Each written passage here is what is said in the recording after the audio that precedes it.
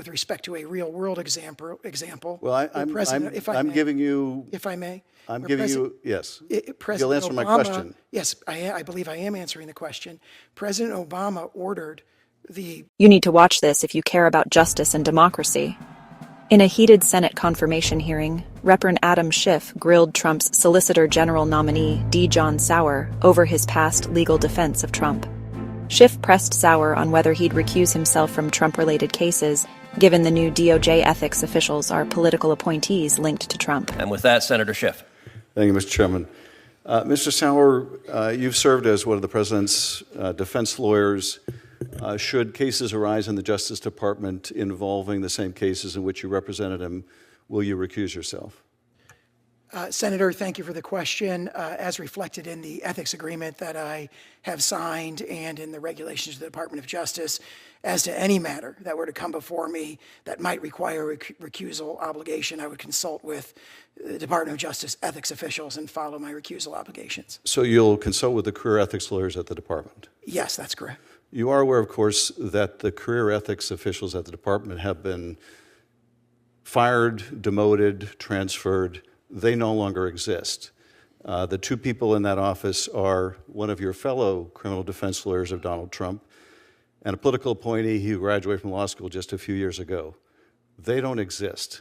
So who are you going to consult? Are you going to go to one of his other criminal defense lawyers to find out if you should recuse yourself? Senator, I'm not aware of any personnel actions that you've described, so I can't speak directly to those. I've just recently been through a process where I was consulting closely with a career DOJ I'll tell you, ethics attorney. Mr. Sauer, those actions have taken place, and the two appointees are political appointees. The people who will make the recusal recommendations to you are political appointees. One was Mr. Bove's former chief of staff. The other was a fellow criminal defense lawyer for Donald Trump. If that's who you're going to for recusal advice, no one can have confidence that that judgment will be made properly. But let me move on to another question.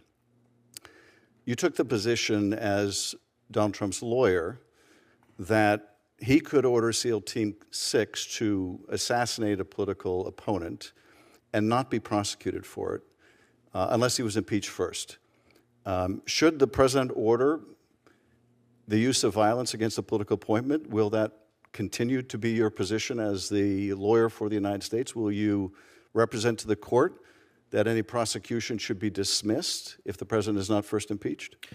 Senator, I believe the exchange that you're referring to, which occurred during oral argument in the D.C. Circuit in that presidential immunity decision, I was asked a question about that, and what I responded was that the president may be prosecuted for an action like that, but under the plain language of the impeachment judgment clause, he must be first impeached and convicted by the Senate. And as the judge in that argument made clear, that means your position is he cannot be prosecuted unless he's impeached first. So he can order the use of his office to use violence against a political opponent, and you would defend his ability to do that in any criminal prosecution unless he's impeached. Is that your testimony? I believe this situation came up with respect to a real-world example. Well, I'm giving you... If I may. I'm giving you... Yes. President You'll answer Obama, my question. Yes, I believe I am answering the question. President Obama ordered the essential killing of U.S. citizens located abroad by drone strike. And my colleague on the other side of that case was My question is not about President Obama and using a drone strike against a terrorist. My question is Donald Trump using his office to assassinate a political opponent. If he's not impeached for it, would you defend against any prosecution as Solicitor General? The hypothetical you've offered respectfully is so outlandish, I don't know if I'm in a position to address it. Well, you addressed it for the court, but you won't address it for the country in this hearing? I think I've just said exactly the same response that I gave Okay, to the then court. exactly the same response is that you would evidently defend him against prosecution for that. Let me move on to the last question. The department moved to dismiss a corruption case against the mayor of New York. The acting Southern District of New York U.S. attorney refused to undertake an action that she believed was deeply unethical. So then it fell on her number two, Hagan Scotton, to do the dirty deed of dismissing this case. This is what he said. Any assistant U.S. attorney would know our laws and traditions do not allow using the prosecutorial power to influence other citizens, much less elected officials, in this way. If no lawyer with an earshot of the president is willing to give him that advice, then I expect you will eventually find someone who is enough of a fool or enough of a coward to file your motion, but it was never going to be me.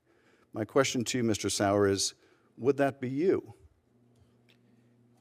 Would that be you if it fell to you to dismiss that case? Would you be the coward or fool willing to dismiss that case on behalf of the president? I certainly can't speak to any official action that I might or might not take in a hypothetical scenario. I will say that there was a distressing lack of letters like this during the weaponization of justice. Well, there is a disturbing presence of letters like this, and your answer tells me that it would be you. My colleagues have praised your legal skills. I have no doubt about your knowledge of the law. But to me, you can't be a good lawyer if you use the law to subvert the law, if you use our system to undermine our system, and I'm deeply afraid that's what you've done, and that's what you will do in this position. I yield back. Let me say to the three of you, thank you for agreeing to serve our nation. Thank you for going to the Department of Justice. Schiff accused Sauer of enabling authoritarian abuses. Ending with a bang, Schiff labeled Sauer a legal enabler of Trump, warning his appointment could undermine the rule of law. This fiery exchange underscores fears of DOJ politicization and the erosion of democratic norms. Stay tuned for more updates.